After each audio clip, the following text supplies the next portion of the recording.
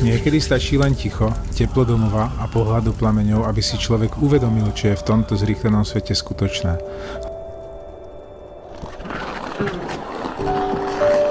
Tam už nás čaká Janinka. Lebo viete, dnes žijeme v dobe, keď sa dá vytvoriť takmer všetko jedným kliknutím. Obrazy, svetlo, dokonalé scenérie. Všetko môže byť len výsledkom umelej inteligencie.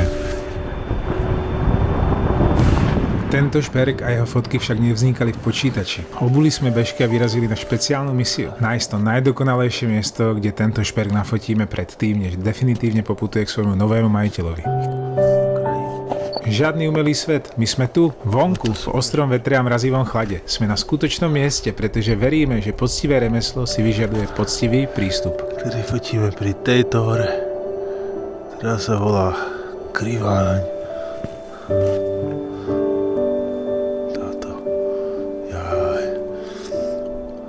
A tu už sme to miesto našli. Dokonalé zrkadlo. Náš malý drevený kriváň, zaliatý v živici priamo z očí v oči tomu skutočnému tatranskému.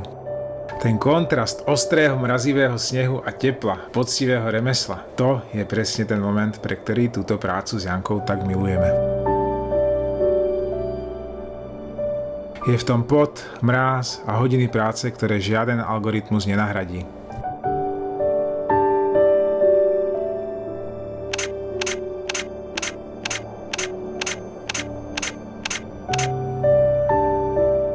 Nepotrebujeme vymýšľať dokonalé tvary.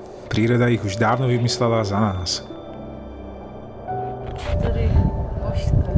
My ich len s pokorou prenášame do našich výrobkov.